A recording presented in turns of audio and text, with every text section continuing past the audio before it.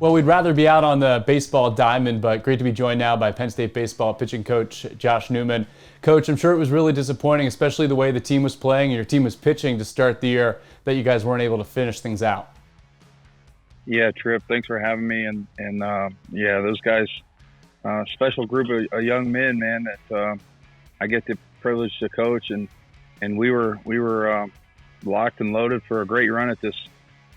This spring, I really felt that our pitching staff was made tremendous strides and was still getting better. What impressed you about the guys and the way that they started this year? Just being ready for their moment, man. Being ready for their opportunities. We had a lot of depth, and being patient with us as a staff, trying to figure out what roles we were going to identify with guys, and just being ready to get the ball and do their thing, Yeah, speaking of guys learning about roles and taking on new roles, Bailey Dees becomes the #1, the Friday night starter. Connor Larkin moves from the bullpen to a regular spot in the rotation. From those two guys, what did you see from them early in the season?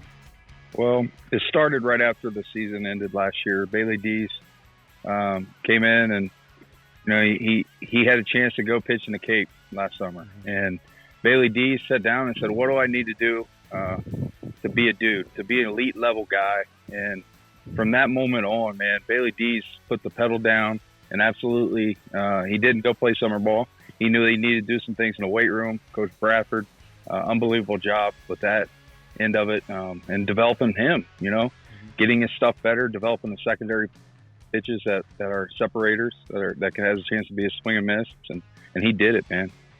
What about Connor Larkin? Connor Larkin is another great one, man. Just unbelievable young man. What he represents, it's everything that you want to recruit, everything that you could dream of coaching.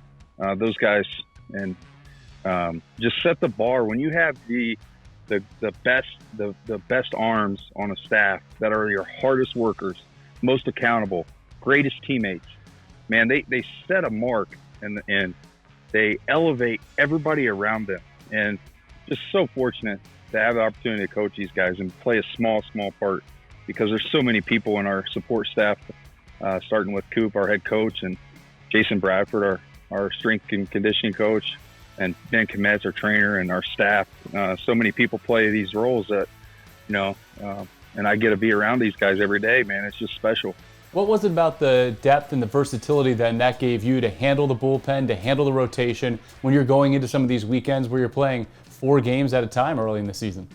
Yeah, I think it's the workload and how we go about preparing our young men for success, and putting them in situations that they're going to be challenged and practice. And then, obviously recruiting guys that can come in right away and do their thing. And that's pushed the upperclassmen as well, having depth to do that, to say, all right, man, even though you've done it here, we got guys that are pushing you to be better, and those guys are ready when they got their name called. Yeah, and we'll have time, hopefully, over the next couple of weeks to talk about some other guys as well. But this is just such a bizarre and unfortunate circumstance. And in sports, as a coach, I know you're someone that coaches them on the field but off. So what do you want your student athletes and your players to take away from this as they learn a life experience here? Yeah, this is uncharted waters, man, that this country and this world, so to speak, is in right now. And life is baseball and is very similar in a lot of aspects. It's next pitch, control what you can.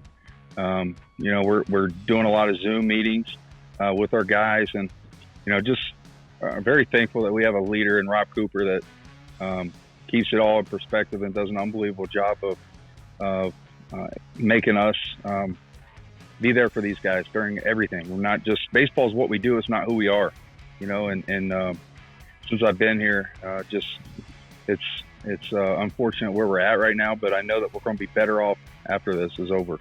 And I think that symbolized how you guys are there for your players. I know throughout the spring and throughout the winter, you had some players coming back that turned pro.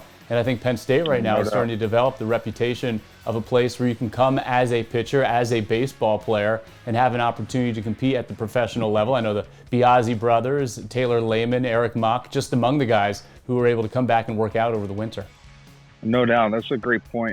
And Penn State's a special place, man. And we have all the resources here for these young men, both on the field, off the field, and a culture that's been created by those guys before us and will be long after we're done here. And those guys are just, you know, they're family. They know that they're always welcome back, and you know, it's fun to be around them.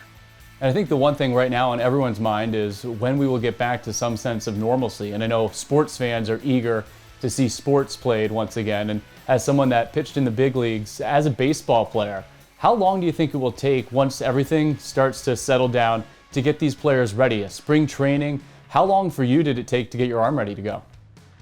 Well, you know, I was kind of a madman. I was nonstop at it and probably did to the extreme. And but, you know, we always talk to our guys about the hidden work, and that separates everybody.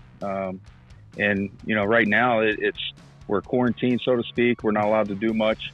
But there is a lot of things that we can do. And this is a time where if guys don't take care of themselves and they don't take care of their arm, finding a way, whether it's throwing into a net, whatever it may be, you're going to see a lot of injuries really fast. And it scares me because, you know, this is kind of uncharted territory, so to speak, with not having a spring training. You know, I don't know how that's going to play out. The Major League Draft, I know there's negotiations going on as we speak with that. And, you know, just a lot of things that are up in the air, you know, with the NCAA, with what we're doing and how the summer's going to play out. I mean, you know, we pray that it's going to happen for the good.